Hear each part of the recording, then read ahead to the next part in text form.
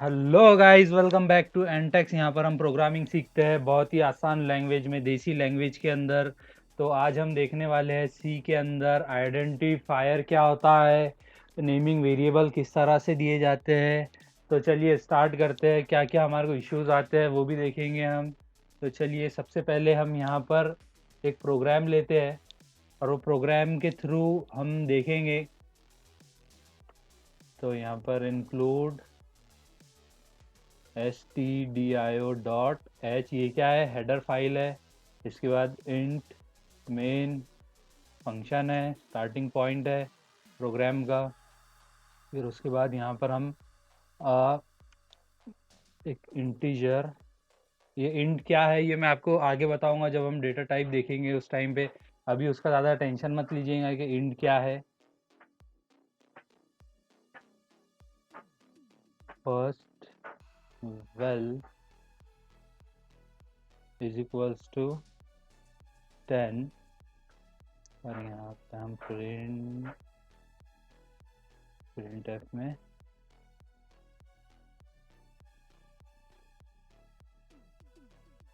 First value is %d। ये %d क्या है ये भी मैं आपको डेटा टाइप जब हम सीखेंगे आगे वो बता दूंगा। अभी इतना याद रखिएगा कि %d के अंदर हम जो फर्स्ट वैल्यू हमने वेरिएबल लिया है उसकी वैल्यू वहाँ पर हम शो कराएंगे। जैसा ये जो वैल्यू है इसके अंदर जो भी वैल्यू है वो हम ये %d में रखेंगे तो वहाँ पर 10 आएगा। तो फर्स्ट इसका आउटपुट क्या रहेगा, फर्स्ट वैल्यू इज 10, इसको रिटर्न कर देंगे 0। अभी इसको कंपाइल करने के लिए अल्ट F9, एरर नहीं आया। अल्ट F9 से अब इसको हम रन करेंगे और इसका आउटपुट कहाँ पर आता है, विंडो में आउटपुट। तो यहाँ पर आप देख सकते हो फर्स्ट वैल्यू इज 10 आ चुका है हमारा। तो अभी हम देखेंगे अल्ट F3 से, अब वो क्लोज होती है वो जो विंडो आई थी अभी आउटपुट की। हाँ, तो अभी ये इस प्रोग्राम के थ्रू हम देखेंगे कि जो आइडेंटिफायर क्या होता है। वो वेरिएबल, ये जो नाम है वेरिएबल को हमने जो नेम दिया हुआ है, ये जो फर्स्ट वैल्यू है ये है आइडेंटिफायर। अब ये जो होता है ये किस तरह से हम कैसे कैसा हम नाम दे सकते हैं, इसको नेमिंग किस तरह से होती है। तो हम इसके अंदर डिजिट्स रख सकते हैं, इसके अंदर हम डिजिट्स रख सकते हैं। एक मिनट बताता हूँ नोटपैड के अंदर।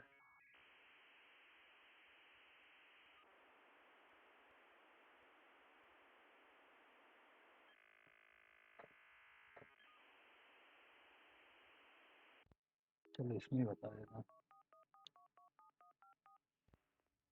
ये जो फर्स्ट वैल्यू लिखा है हमने, तो सबसे पहले तो इसके अंदर अल्फ़ाबेट्स रहेंगे, capital A to capital Z, और second A to small Z। Digits रहेंगे 0 to 9। स्पेशल सिंबल्स रहे इसके अंदर, अंडरस्कोर आता है, स्पेशल सिंबल नहीं आता है इसके अंदर। कीवर्ड्स नहीं दे सकते हम वेरिएबल का नाम, जैसा ये जो फर्स्ट वैल्यू है इसको हम इंट, कीवर्ड्स कौन कौन से होते हैं उसमें से एक यहाँ पर देते हैं डबल।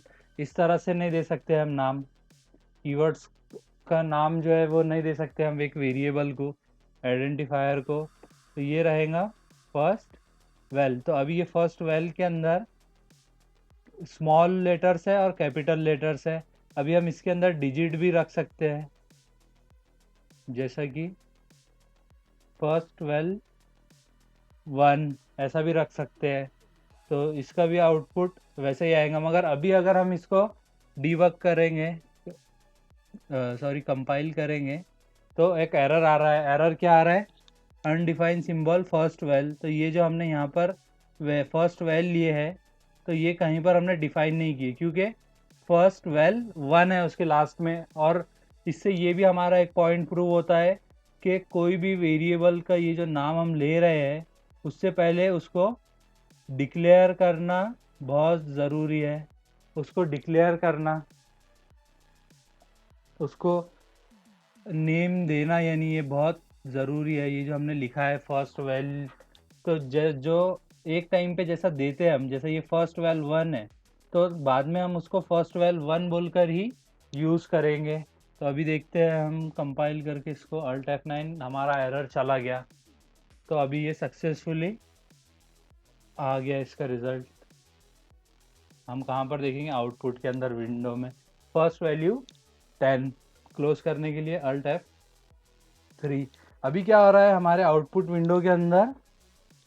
एक मिनट बताता हूँ मैं। आउटपुट विंडो में ये फर्स्ट वैल्यू इज 10, उसके बाद कंटिन्यू आते जा रहा है। तो अभी ये इसको क्लियर करने के लिए हम क्या यूज़ करेंगे? एक फंक्शन है CLR SCR, तो उसको क्या करेंगे हम यहाँ पर दे देंगे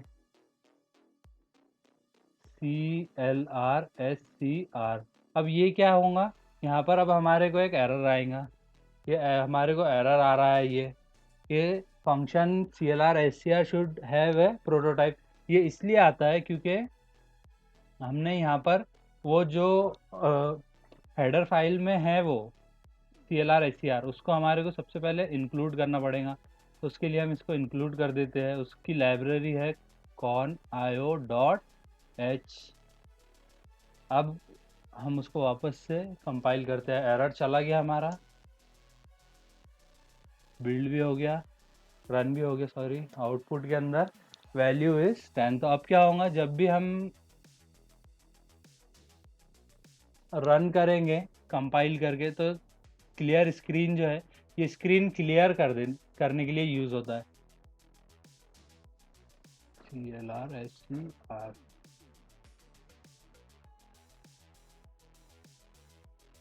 वापस से इसको हम कंपाइल, विंडो में आउटपुट देख सकते हो आप कि अब वो बार बार रिपीट नहीं हो रहा है हमारा जो वर्ड था, तो जो हमने शो कराया था आउटपुट में प्रिंट एफ के थ्रू।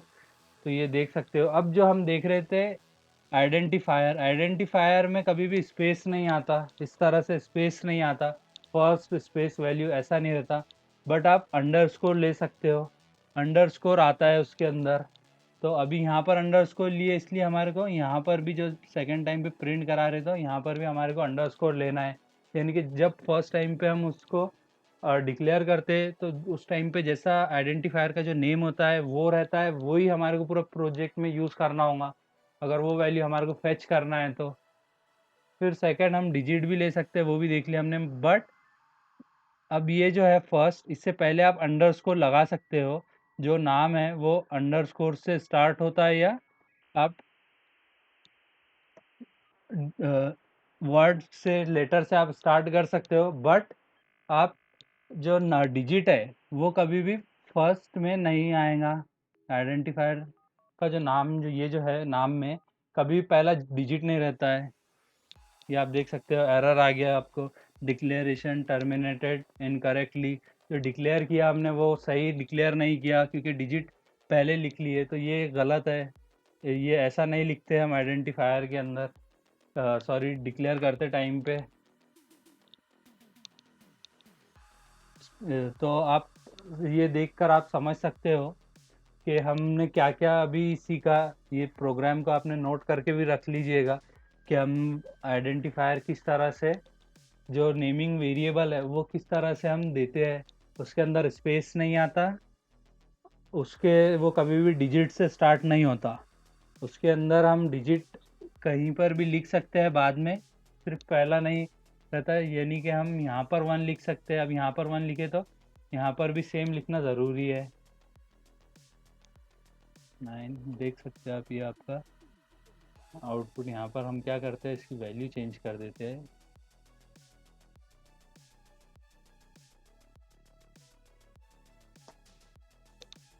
First value is 10। आप देख सकते हो ये सक्सेसफुली आ चुका है। तो ये होता है आपका आइडेंटिफायर नेमिंग वेरिएबल, किस तरह से देते हैं हम वेरिएबल को नाम। और आपने इसमें ये भी देखा कि क्लियर स्क्रीन किस तरह से यूज़ होते हैं। क्लियर स्क्रीन कौन से लाइब्रेरी के अंदर होता है, उसे भी हमने बिल्ड कर दिया। अभी हम एक एरर ला के देखेंगे। अभी हम क्या करेंगे, ये जो स्टेटमेंट है उसके लास्ट में सेमीकोलन रहता है, तो हम उसको सेमीकोलन को निकाल देंगे और देखेंगे अभी एरर क्या आता है हमारे को। तो अभी क्या आया, स्टेटमेंट मिसिंग, बट ये जो रेड है वो कहाँ पर बता रहा है, रिटर्न के बाद रेड बता रहा है। तो कभी भी याद रखना, जब भी एरर आता और जब ये रेड दिखता तो उससे एक ऊपर की लाइन में एरर रहता।